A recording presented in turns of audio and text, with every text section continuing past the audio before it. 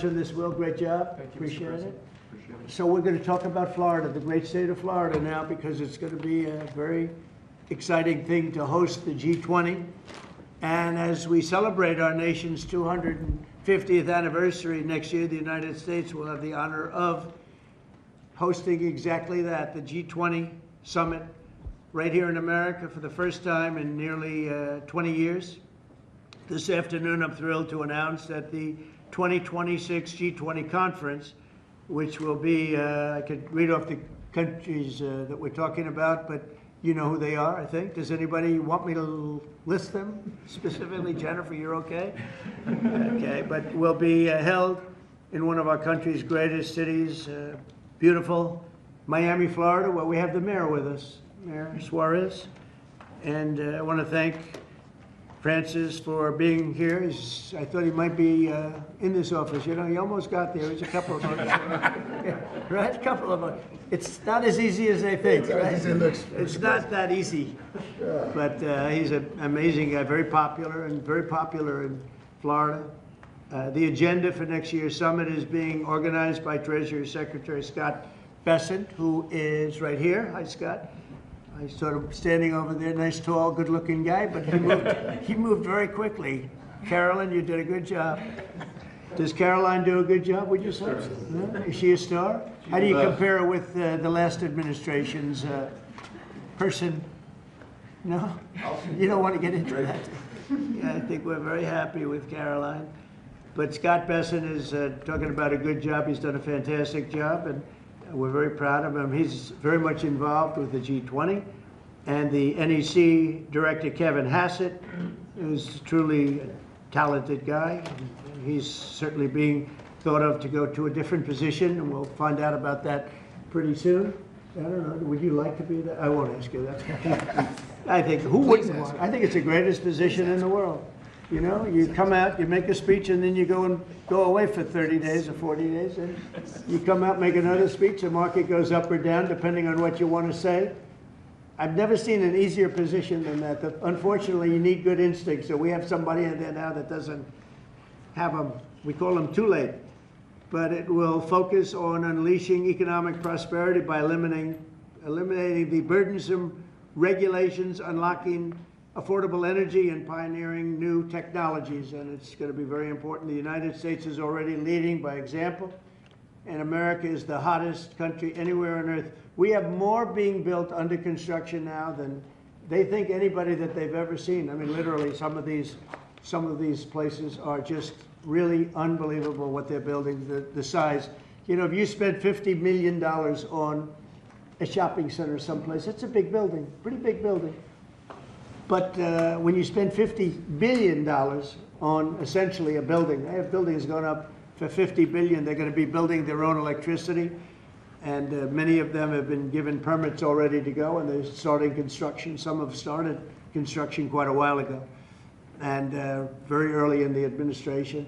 We let them do that. You know, we have a grid that's obviously an old grid. It's been around for a long time. You could never handle the kind of numbers that you're talking about in terms of electricity, and we're letting them build their own plants. They build their own plants with their structures. So they build their structure, they build their buildings, and they build an electric producing plant with it, like Con Edison in New York that I grew up with, and like others that make electricity. They make it for New York. These plants will make it for their building, for AI. Then you have a lot of the car plants going up. Most of them won't need that kind of electricity, but they have the right to do that also. So we're allowing companies to build electric plants. They become, essentially, Scott, I guess they become utilities, right? If you think about it. And it's very exciting. We're going to end up with more electricity than China, and it's going to be built at no cost to us. And I'm telling them, build more than you need, and you'll sell it back into the grid. So they'll be able to sell it back into the grid on top of everything else at no cost to the American taxpayer. It's very exciting. And frankly, if we didn't do that, we wouldn't be leading with AI. We wouldn't be probably even doing any AI. It would be 20 years to get an approval. So they're building massive amounts of electricity as we speak.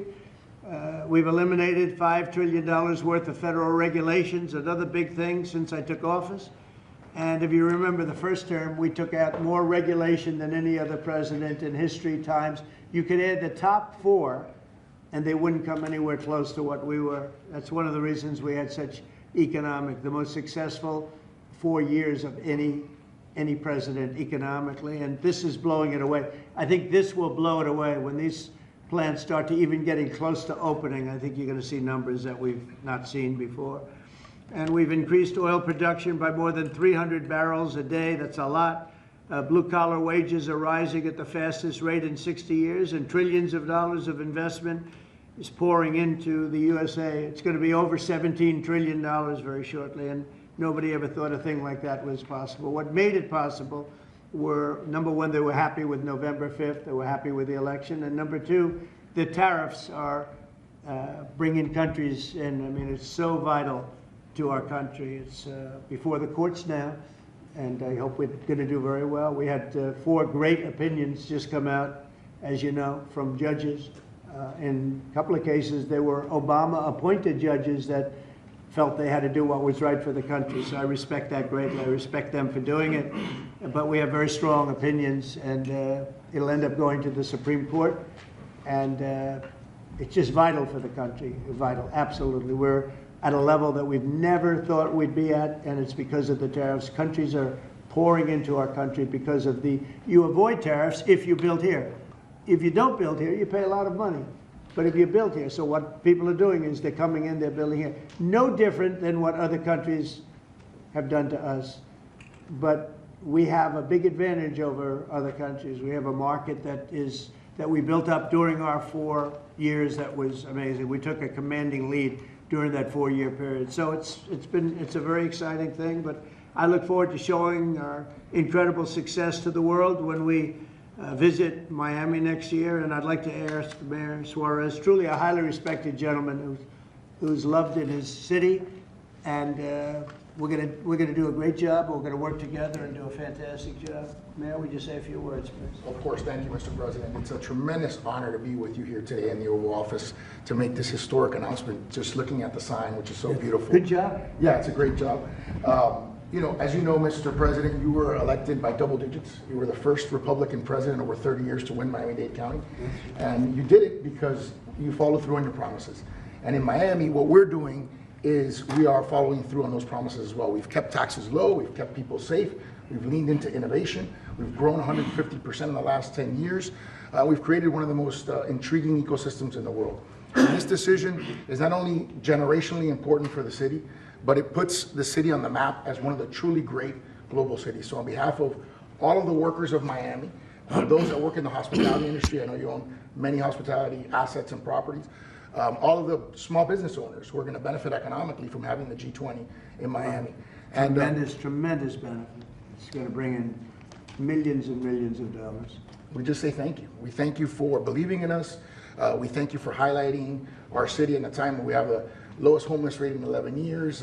We're on the precipice of having the lowest homicide rate in history, and with the lowest taxes. So we're following your America First agenda, and we're creating success in, Miami's the greatest city in the world, we believe. Thank you, Mayor. We'll see you down there before then, but we'll see you down there. Scott, would you like to say a few words? Yes, sir. So we're excited to have the G20, and what's important about the G20, President Trump's America First initiative does not mean America alone. It means America leads.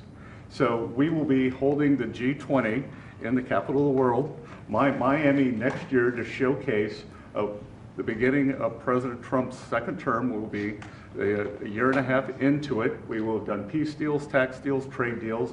We've made the U.S. the best place to come, start a business, have tax certainty, energy certainty, and regulatory certainty. And it's going to be an exciting event. And the U.S., just as the President was saying earlier about the Defense Department of War, the U.S. is back on the international stage as a leader. We have whittled down the G20 back to basics. We are making it work for the American people better than ever. We have the G20 had become basically the G100 this past year. So it will be a concentrated group in Miami, seeing the best America has to offer with American leadership, thanks to President Trump. Thank you very much. Great job, and a great job you're doing. Kevin, would you like to say a few Sure. words?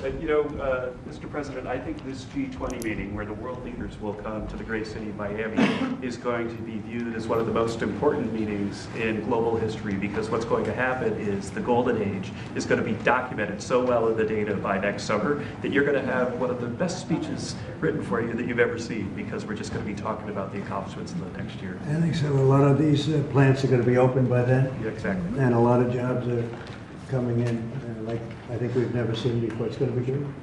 Monica, would you like to say something? Thank you, Mr. President. We're so looking forward to having the United States of America host the G20 in Miami in December of next year. And we're also looking forward to having this as a showcase of American strength, vision, innovation, and power under your bold leadership, Mr. President. It is going to be the G20 in the Trumpian golden age. Okay, thank you very much. Any questions on the G20?